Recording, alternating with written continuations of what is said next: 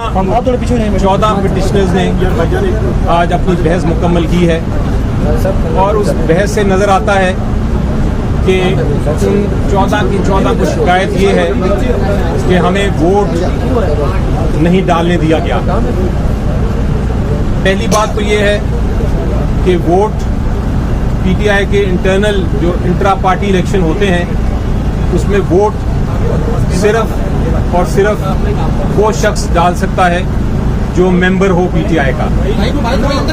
ये 14 के 14 जो पिटिशनर्स हैं जिन्होंने ये दरखास्त की है इलेक्शन कमीशन ऑफ पाकिस्तान में दायर, हमने अपने डेटा बैंक में चेक किया है, इनमें से कोई भी इलेक्शन के दिन पीटीआई का मेंबर नहीं था। कुछ लोग मेंबर बने थे लेकिन उनको डिस्क्वालीफाई कर दिया गया, उनको नोटिस दिया गया और उसके कार्रवाई के बाद उनको टर्मिनेट कर दी गई, उनकी मेंबरशिप ख़त्म कर दी गई और उस बात को अरसा गुजर गया है।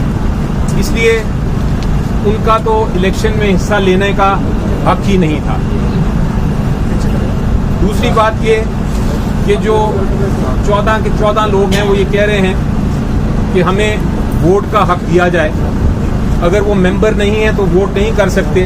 लेकिन उसके अलावा एक और बात भी है कि हमारे इलेक्शन जो होते हैं पीटीआई के, उसमें अगर कोई दूसरी तरफ ना आए, अगर कोई दूसरा अपोजिंग कैंडिडेट ही ना हो इलेक्शन के लिए, तो फिर वोटिंग की जरूरत ही नहीं पड़ती, वो अनअपोज्ड होता है।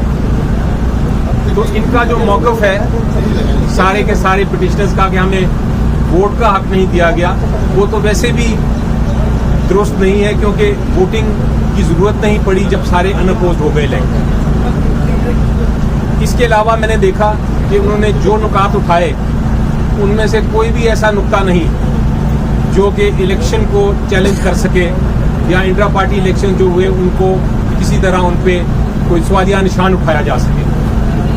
हमारी आर्गुमेंट शुरू हुई थी लेकिन वक्त इलेक्शन कमीशन ऑफ पाकिस्तान के पास नहीं था पूरा, इसलिए उन्होंने सोमवार को बाकी रखा है। लेकिन हमने ये दिखाया अदालत को, इलेक्शन कमीशन ऑफ पाकिस्तान को हमने ये दिखाया, अदालती फैसलों के जरिए दिखाया और इलेक्शन एक्ट 2017 के तहत दिखाया कि जो ऑर्डर दिया था इलेक्शन कमीशन ऑफ पाकिस्तान ने हमें कि आप 20 दिन में इंट्रा पार्टी इलेक्शन कराएं, वो ऑर्डर ये था कि आप इलेक्शन कराएं। ये ऑर्डर नहीं था कि हम इलेक्शन को देख सकते हैं, उसकी वैलिडिटी देख सकते हैं, हम देख सकते हैं वो किधर हुआ, कितने लोग आए, कितने लोग नहीं आए, कौन इलेक्ट हुआ, कौन नहीं हुआ। ये बातें देखने के लिए इलेक्शन नहीं था। कानून ये कहता है कि इलेक्शन कमीशन ऑफ पाकिस्तान ने सिर्फ ये देखना है कि क्या इलेक्शन हुए कि नहीं हुए। हमने उस कानून अपनी आइन जो 2019 का आइन है पीटीआई का, उसके मुताबिक इलेक्शन कराए, बिल्कुल क्लियर कराए। उसके अंदर हमने ये भी बताया कि किस दिन इलेक्शन होंगे, ये भी बताया कि अगर किसी ने इलेक्शन लड़ना है तो नॉमिनेशन पेपर्स हासिल कर सकता है हमारे किसी भी दफ्तर से। दफ्तर खुले थे, जो इलेक्शन कमिश्नर थे हमने उनको भी अपॉइंट कर दिया, वो भी मौजूद थे, हर एक को पता था। मीडिया पे भी ये आता रहा, बल्कि जिस दिन मैंने अपनी प्रेस कॉन्फ्रेंस की थी उस दिन हमने अनाउंस भी कर दिया था कि हफ्ते के दिन इलेक्शन होंगे। सो उसके सब के बावजूद कोई नहीं आया, किसी किस्म का नॉमिनेशन पेपर लेने नहीं आया, कोई कॉल नहीं हुई, कोई लेटर नहीं लिखा गया, कोई व्हाट्सएप का मैसेज नहीं आया कि हम भी इलेक्शन में हिस्सा लेना चाहते हैं। तो जब वो एक पैनल था और एक ही कैंडिडेट था चेयरमैन के लिए, तो हमने उसके मुताबिक अनअपोज्ड इलेक्शन करा दी। मेरी नज़र में ये इलेक्शन बिल्कुल आइन के जो 2019 का आइन है पीटीआई का उसके मुताबिक हुए और जो इलेक्शन एक्ट है उसके मुताबिक हुए। किसी किस्म का कोई गुंजाइश नहीं है कि इस इलेक्शन को चैलेंज करें। और जिस तरह मैंने कहा कि ये जो 14 पिटिशन्स आई हैं ये तो मेंबर्स भी नहीं हैं और इनमें से किसी ने भी आके ये नहीं कहा कि हम इलेक्शन में हिस्सा लेना चाहते हैं। सब की एप्लीकेशंस पढ़ ले, वो सिंपली जनरल बातें करते हैं। वो कोई भी पैनल के जरिए नहीं आया, कोई भी ये नहीं कहने आया कि मैं चेयरमैन या पैनल के जरिए इलेक्शन लड़ना चाहता था, मुझे इलेक्शन नहीं लड़ने दिया। हमें ये बताइएगा कि यूनियन काउंसिल के इलेक्शन पर यूनियन काउंसिल के इलेक्शन के लिए पीटीआई के 50 उम्मीदवार आते हैं, लोग भी कैसे मान लें कि पीटीआई के इंटर पार्टी इंतखाबात के लिए कोई भी नहीं आया सामने? ये मानना पड़ेगा लोगों को, क्योंकि हकीकत यही है।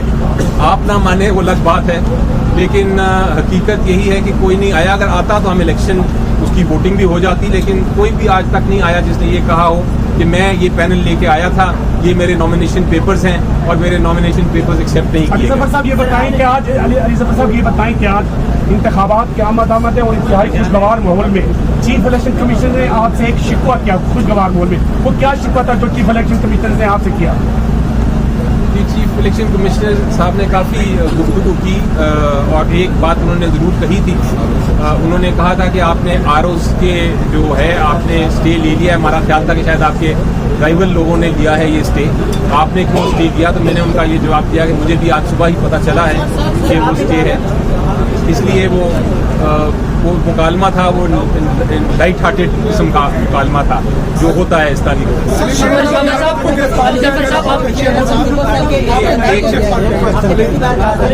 आप समझते हैं जो आपके खिलाफ दरखास्तें हैं ये फरमाइशी तौर पर है? जी, लगता यही है, क्योंकि आप देखें कि एक तो हर एक ने एक दूसरे की जो बहस थी वो अडॉप्ट की है, यानी कहा है कि हम वही बहस कर रहे हैं। और दूसरी चीज़ ये कि अगर आप बहुत सारी एप्लीकेशन देखें तो वो उसी हैंड राइटिंग में है और उसी वही अल्फाज इस्तेमाल हुए हैं, और शायद पेन भी कुछ एप्लीकेशंस में एक ही है, कलम भी एक ही है। तो लगता यही है कि लोगों ने बस आके सोचा कि हमें एप्लीकेशन दे दें।